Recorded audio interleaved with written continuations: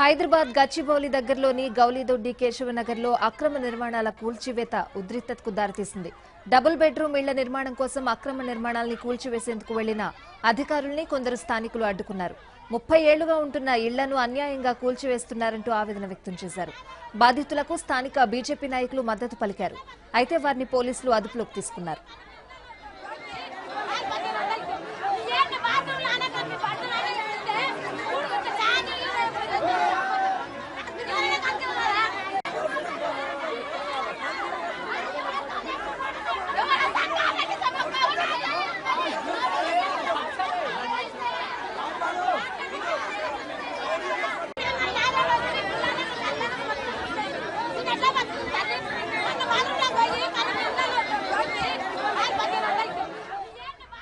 ఈ వ్యవహారంలో స్థానికులు 2 వర్గాలుగా విడిపోయారు.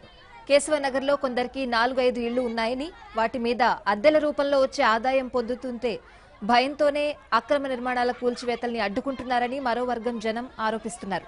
ప్రభుత్వమే ఇళ్లు కట్టించిచ్చేందుకు సిద్ధమైనప్పుడు అభ్యంతరాలు ఎందుకని ప్రశ్నిస్తున్నారు. దాంతో ఎంతమందికి ఒకటి కంటే ఎక్కువ ఇళ్లు ఉన్నాయనే దానిపై అధికారులు వివరాలు సేకరిస్తున్నారు.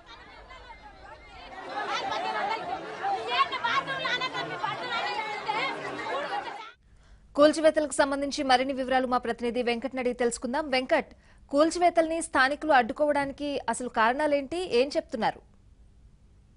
స్వాతి, ఏదైతే కొద్దిసేపటి క్రితం గచ్చిబౌలిలోని గౌలితొట్టి కేశవనగర్ లో ఏదైతే కాలనీలో డబుల్ బెడ్రూమ్ ఇళ్ల కోసం అక్కడున్న గుడిసెలను కూల్చివేస్తున్నారు. అయితే ఈ కూల్చివేతల సమయంలో స్థానికులు మున్సిపల్ అధికారులను అడ్డుకుంటున్నారు. దీంతో పోలీసుల సహాయంతో ఆ కూల్చివేతల కార్యక్రమం కొనసాగుతుంది. అయితే కూల్చివేతలను ప్రధానంగా అడ్డుకునేందుకు ఆ స్థానికులు చెప్తున్న కారణం ఏంటంటే, మాకు అక్కడ ఇళ్లున్నాయి, ఎప్పటి నుంచే మేము ఉంటున్నాము, పక్కగా నిర్మించుకున్న ఇళ్లను ఇక్కడ డబుల్ బెడ్రూమ్ ఇళ్లను నిర్మించకుండా మరో చోట నిర్మించాలని చెప్తున్నారు. అయితే ప్రభుత్వ అధికారుల మటుకు ఆ స్థలం ప్రభుత్వ స్థలంలో అక్కడ డబుల్ బెడ్రూమ్ కడితే చాలా మందికి అక్కడ ఇల్లు డబుల్ బెడ్రూమ్ ఇల్లు అందుబాటులోకి వస్తాయని చెప్పి ప్రభుత్వం చెప్తుంది. అయితే స్థానికుల మటుకు కొంతమందికి ఒక ఇల్లు కంటే ఎక్కువ మొత్తంలో ఇల్లు ఉండటం తోటి ఆ ప్రభుత్వ నిబంధనల ప్రకారం ఆ ఇళ్ళన్ని కూడా కూల్చివేస్తే కేవలం ఒక 2-3 ఇల్లు ఉన్న స్థలంలో ఒక ఇల్లు వారికి దక్కుతుందని చెప్పి కొంతమంది అడ్డుకుంటున్నారని చెప్పేసి కూడా అక్కడ ఒక మరో వర్గంగా చెప్తున్నారు. అయితే ఆ స్థానిక కాలనీ వాసులు మొత్తం 2 గ్రూపులుగా విడిపోయారు. ఇక్కడ మొత్తం ఒక కొంతమంది రాజకీయ నాయకులు కూడా అక్కడ చేరుకొని ఒక వర్గానికి మద్దతుగా చెప్పడంతో కొద్దిగా ఉద్రిక్తత నెలకొంది. అయితే ప్రభుత్వ అధికారుల మటుకు ఇదంతా కూడా ప్రభుత్వ స్థలంలో ప్రభుత్వ నిబంధనల మేరకు అందరికీ ఆ ఇల్లు అందుబాటులోకి రావాలన్న ఉద్దేశంతోనే ఈ కూల్చివేతలు చేస్తున్నామని చెప్పేసి కూడా చెప్పడంతో సమస్య కొంత సద్దుమణిగింది.